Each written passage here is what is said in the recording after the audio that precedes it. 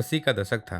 मुंबई से लेकर यूपी के बीहड़ों तक माफियाओं का ही बोलबाला था। लेकिन इन्हीं नामों के बीच एक ऐसा शख्स उभरा जिसने अचानक सबका ध्यान अपनी ओर खींच लिया। यहाँ तक कि उसने सदी के महानायक कहे जाने वाले अमिताभ बच्चन जैसे सुपरस्टार को भी धमकी दे दी थी और उन्हें किडनैप भी करना चाहता था। उसे लोग किडनैपिंग किंग भी कहते थे। वह कोई आम अपराधी नहीं था, दिमाग उसका हवा से भी तेज था। उसके किडनैपिंग करने का तरीका इतना नया था कि पुलिस चकरा जाती थी। बड़े बड़े व्यापारी, उद्योगपति, रसूखदार, इन सबको बिना शोर किए चुपचाप उठा ले जाता था। और सबसे हैरान कर देने वाली बात यह थी कि उसने अमिताभ बच्चन को भी किडनैप करने का प्लान बना लिया था।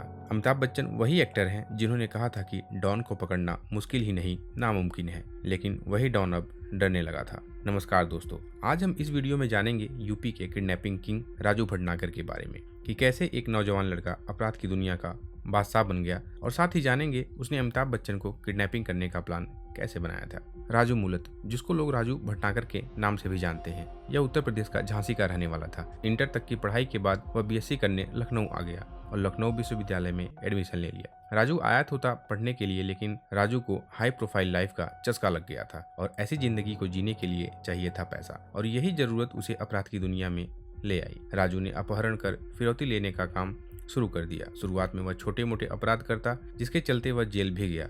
लेकिन यह तो सिर्फ शुरुआत थी, पूरी पिक्चर अभी बाकी थी। जेल से बाहर आते ही वह बड़े बड़े व्यापारियों और उद्योगपतियों को अगवा करने लगा और एक के बाद एक किडनैपिंग होती गई और पुलिस की मुश्किलें बढ़ने लगी। जल्द ही राजू ने लखनऊ ही नहीं बल्कि कानपुर, उन्नाव, झांसी सहित कई जिलों में अपने काले कारनामे को अंजाम देना शुरू कर दिया। एक उसकी सबसे मशहूर किडनैपिंग है जब उसने अपने ही टीचर के पोते को अपहरण कर लिया था। तो चलिए जानते हैं क्या है यह कहानी। दो कारोबारी आमने सामने के मकान में रहते थे। इनके बीच जमीन को लेकर विवाद था। गुस्से में आकर एक व्यापारी ने राजू को फोन किया। हेलो राजू, एक बच्चे को उठाना है, क्या तुम यह कर पाओगे? राजू ने कहा काम हो जाएगा। अगले दिन राजू अपने साथियों के साथ उस पड़ोसी के घर में घुस गया। बच्चा सो रहा था। राजू उसे उठाकर ले जाने लगा, तभी बच्चा जग गया और जोर जोर से रोने लगा।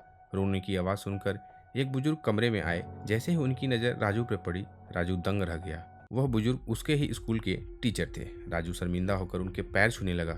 टीचर गुस्से में बोला, तुमने स्कूल और गांव की सारी इज्जत तो मिट्टी में मिला दी है और अब मेरे ही पोते को किडनैप करने आए हो। राजू ने कहा, मास्टर जी, आपके पड़ोसी ने ही अपहरण करने की सुपारी मुझे दी थी। राजू ने माफी मांगी और अपने साथियों के साथ वहां से लौट गया और जाते जाते जिस आदमी ने उसे सुपारी दी थी उसके ही पोते को उसने किडनैप कर लिया। जुलाई 1987, झांसी में राजू अपने गैंग के साथ शराब पी रहा था। तभी उसका साथी गुड्डू बोला, दादा एक मालदार पार्टी है, अगर उसे उठाए तो 10 लाख तो आराम से ही मिल जाएगा। उस समय 10 लाख एक बहुत बड़ी रकम थी। गुड्डू ने बताया, सुखनंद जैन बीड़ी कंपनी का मालिक है। राजू ने कहा, वो एमपी वाला है क्या? गुड्डू बोला, हाँ दादा। राजू ने कहा, पता करो कब निकलता है, कहाँ जाता है, कितनी देर बाहर रहता है, सब जानकारी लाओ। कुछ दिन बाद सारी जानकारी मिल गई। तब राजू ने फोन किया, हेलो, मैं अमित जैन बोल रहा हूँ इलाहाबाद से, बीड़ी का बड़ा सौदा करना है। सुखनंद बोला, ठीक है आइए। फिर वह दिन भी आ गया। 5 अगस्त 1987 शाम 5 बजे थे।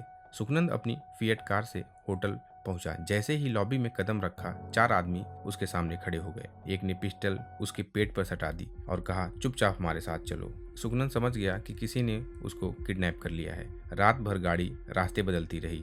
आखिर में गाड़ी मध्य प्रदेश के पन्ना में जाके रुकी। पूरे प्रदेश में हड़कंप मच गया। पुलिस परेशान, लेकिन कोई सुराग नहीं मिला। राजू ने कहा, 10 लाख दो और जाओ। सुखनंद बोले, मेरे पास तो इतना पैसा नहीं है, लेकिन आखिर में 5 लाख में सौदा तय हुआ। जैसे ही राजू को 5 लाख मिले, तब राजू ने सुखनंद की आंखों पर पट्टी बांधकर उसको एक सुनसान जगह पर छोड़ दिया।